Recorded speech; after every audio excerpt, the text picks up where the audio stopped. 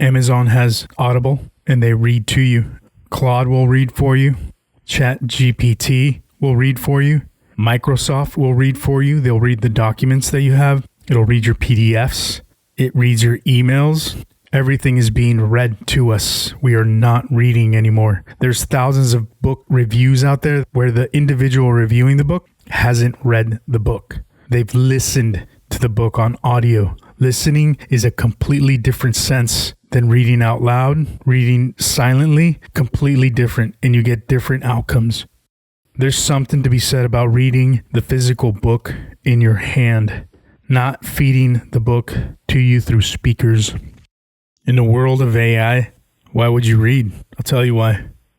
Here's a quick passage from the Game of Thrones from George R.R. Martin.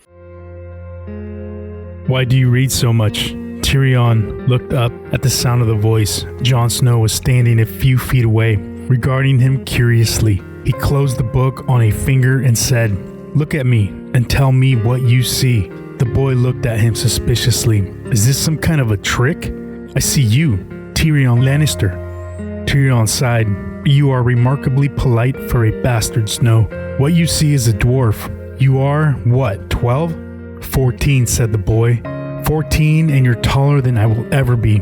My legs are short and twisted, and I walk with difficulty. I require a special saddle to keep me from falling off my horse, a saddle of my own design. You may be interested to know it was either that or ride on a pony. My arms are strong enough, but again, too short. I will never make a swordsman.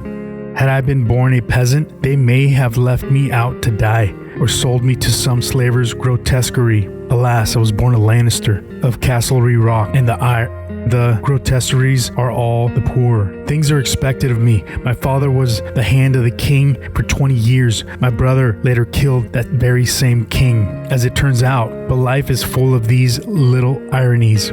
My sister married the new king, and my repulsive nephew will be king after him. I must do my part for the honor of my house.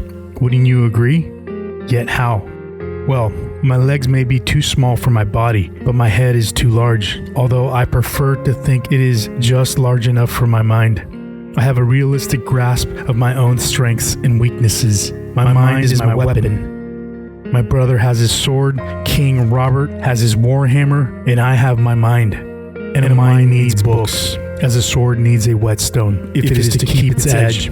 Tyrion tapped the leather cover of the book. That's why I read so much, Jon Snow. Why we read. That's a good little reading from Game of Thrones. I think it symbolizes all of us in humanity. I think we all have shortcomings. We all aren't born the same. We're given life. That's it. And even then, life isn't promised for a very long time. So all the shortcomings of the dwarf, we all have them. And the one thing that we do have, sometimes it's not guaranteed, is a clear and healthy mind. And what we do to keep our clear mind growing and pointed in the correct direction comes out of these books, especially the old ones, the scriptures, and books that are, I would say, 60 years old tend to have the truths in them. Modern books are either regurgitations of the classics or they're just terrible writing. And I think this is why I like to read, because I know I have shortcomings. I've always had them, and I always will. Some of the stuff you just can't get rid of, but reading just feeds the mind.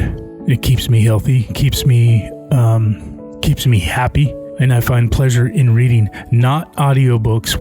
I saw a video where one individual said he read 200 books. I have a good feeling these are audiobooks. I don't understand that and why somebody would do that.